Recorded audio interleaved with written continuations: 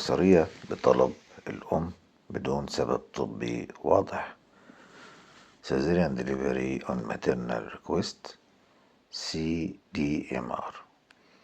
يعتبر طلب القيصرية من المريضة تحدي أخلاقي ومهني في طب النساء والتوليد، لأن الطبيب هنا يكون أمام توازن حساس بين أول حاجة حق المريضة في الاختيار autonomy، 2 واجب الطبيب في تقديم الأفضل طبيا وأخلاقيا. فما هو تعريف القيصرية بطلب الأم؟ هي الولادة القيصرية التي تجرى بناء على رغبة الأم فقط دون وجود سبب طبي واضح للأم أو الجنين يستدعي هذا التدخل الجراحي، مثل ضيق في الحوض، تسمم في الحمل، أو ضائقة في الجنين. بمعنى آخر، الأم تطلب القيصرية رغم أن الحمل طبيعي ويمكن أن ينتهي بولادة مهبلية آمنة، وكان يطلق عليها سابقا قيصرية أولية اختيارية Primary Elective Cesarean، لكن هذا المصطلح كان غير دقيق لأن قد يشمل حالات أخرى. هل له فوائد؟ نعم، له فوائد محتملة ولكن ليست مضمونة للجميع. فوائد الأم إن هي بتتجنب ألم المخاض، بتحصل ولادة مخططة بزمن محدد، بيقلل تمزقات العجان، بتشعر بالسيطرة النفسية. فوائد للجنين إنه في حالات نادرة بيقلل خطر اختناق الجنين أثناء المخاض. طب له مخاطر وسلبيات؟ أجل. الموضوع حساس لأن القيصرية ليست اختيار سهل أو روتيني، بل إجراء جراحي له مضاعفات حالية ومستقبلية، يؤدي إلى مخاطر على الأم. لو اتكلمنا على مخاطر قصيرة المدى للأم، نزيف أكثر من الولادة الطبيعية، عدوى الجرح، عدوى الرحم، ألم ما بعد الجراحة، مضاعفات التخدير، وكمان مضاعفات طويلة المدى للأم زي زيادة خطر الساق المشيمة المنزاحة، تمزق الرحم في الحمل القادم، تكرار القيصرية في كل حمل لاحق، تعافي أبطأ مقارنة بالولادة الطبيعية. كمان في مخاطر على الجنين، إنه بيزود مشاكل التنفس عند حديث الولادة، احتمال الحاجة لدخول الحضانة، نقص التعرض لهرمونات المخاض المفيدة للرئة. طب ما هو موقف الجمعيات العلمية؟ أغلب المنظمات الكبرى نساء والتوليد بتقبل القيصرية بناء على طلب الأم بشرط استشارة شاملة، شرح بدائل مثل الولادة الطبيعية، عدم اعتبارها الخيار الأول دائما، تأكيد أن الولادة الطبيعية هي الأفضل طبيا في غياب دواعي القيصرية. طب ما هي الالتزامات المهنية للطبيب؟ أن الطبيب لا يجب أن يكون مجرد منفذ للطلب، بل عليه توضيح المعلومات بشكل كامل، تصحيح مفاهيم الخاطئة مثل الخوف المبالغ فيه من الولادة الطبيعية، تقييم الأسباب النفسية مثل التوكوفوبيا اللي هو رهاب الولادة. كمان بيراجع التوقيتات القيصرية قبل الولادة اللي هي الانتبارتم ريكويست، خليها على 39 أسبوع، بتختلف عن طلبها أثناء المخاض اللي هو في ساعة ما يحصل المخاض هتولد.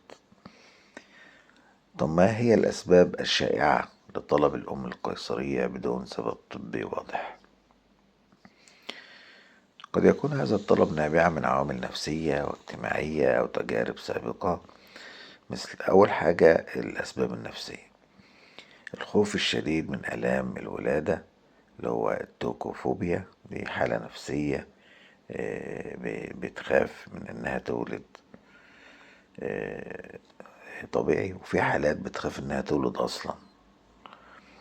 القلق من فقدان السيطرة أثناء الولادة، أو تجربة ولادة مهبلية سابقة مؤلمة أو صادمة. في أسباب جسدية أو شخصية خايفة من تمزقات الأجان، أو خايفة من سلس البول، أو الرغبة في الحفاظ على قاع الحوض لعدم تأثر الجماع. كمان اعتقاد أن القيصرية أكثر أمانا للجنين. في أسباب اجتماعية أو تنظيمية، إن هي تحديد موعد الولادة بدقة، ميعاد معين، ظروف عمل أو سفر، مسافرة فعايزة تعملها قبل ما تسافر، ضغط عائلي أو ثقافي، أحيانا ونادرا مصلحة الطبيب الذاتية، إن هو بيبقى فيه وقت أقل، دخل أعلى، تنظيم أسهل. فالتوصيات الطبية العالمية لا تنصح بالولادة بطلب الأم بدون دواعي طبية كخيار أول، ويجب شرح جميع المخاطر والفوائد ومناقشة بدائل تخفيف الألم زي التخدير فوق الكافية، وتقييم الحالة النفسية للأم. وفي حالة الإصرار يفضل إجراؤها بعد الأسبوع 39 لتقليل مخاطر مشاكل التنفس عند الطفل. طبعا الجوانب الأخلاقية والقانونية، أخلاقيا يبقى إن في مبدأ استقلالية المريضة مقابل عدم الإضرار. القرار يجب أن يكون مشتركا ومستنيرا قانونيا، وبيختلف حسب الدولة. في بعض الأنظمة الصحية بتسمح بذلك، وفي بعضها بيشترط سبب طبي موثق. طيب متى يجب رفض هذه القيصرية بطلب الأم؟ الطبيب يرفضها إذا كانت المخاطر أعلى من الفوائد،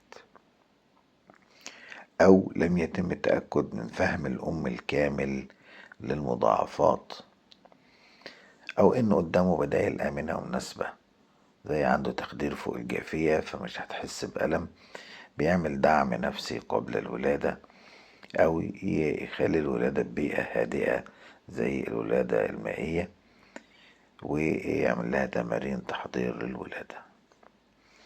الخلاصة بتاعتنا في هذا الموضوع إن القيصرية بطلب الأم قد تكون مقبولة أخلاقيا في بعض الحالات، لكنه ليس خاليا من المخاطر، ولا ينبغي التعامل معها كخيار روتيني.